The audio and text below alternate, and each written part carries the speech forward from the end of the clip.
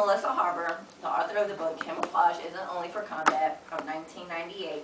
When women seek to enter male domains, they are often confronted by societal expectations concerning what constitutes a real woman. Surely a real woman doesn't want to carry a weapon, sleep in a foxhole, or go for weeks without showering. A real woman doesn't want to do men things.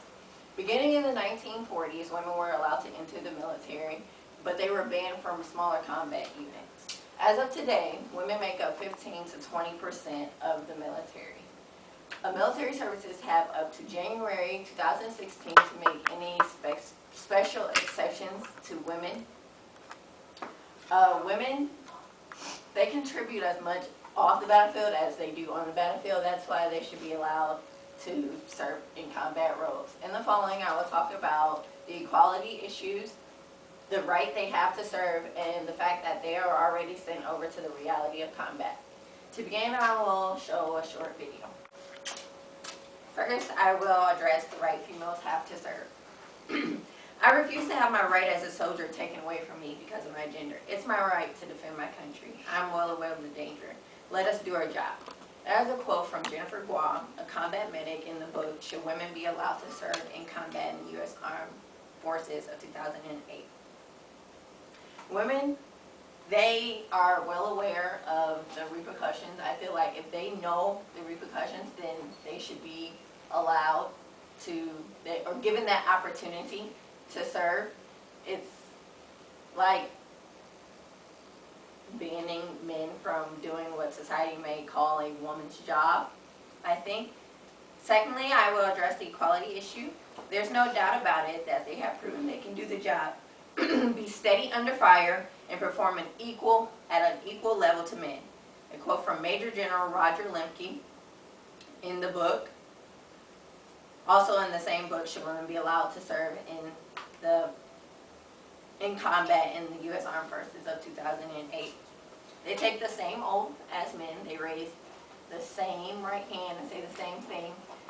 Like quoted in the video, some women can run just as fast or are as strong as men, so they should be given that opportunity.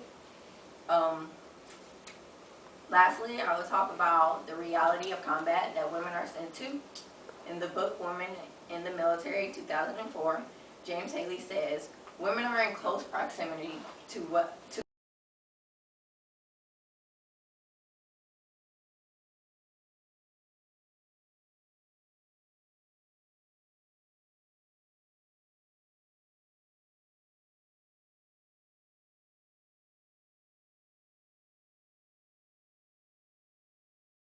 they are on the battlefield, so they might as well be allowed to fight offensively.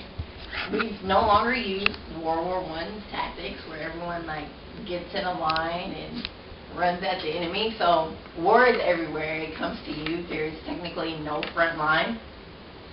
And women are allowed to go on patrols, which entail investigating a certain area or going to engage the enemy.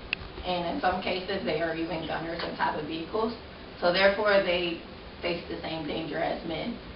So when an enemy comes, they're not under the mask, they don't see male or female, they just see enemy. So they're going to shoot regardless if you're a male or a female. So females should be allowed to defend themselves. In conclusion, allowing women to serve in combat roles will be a sign of military and U.S. evolution.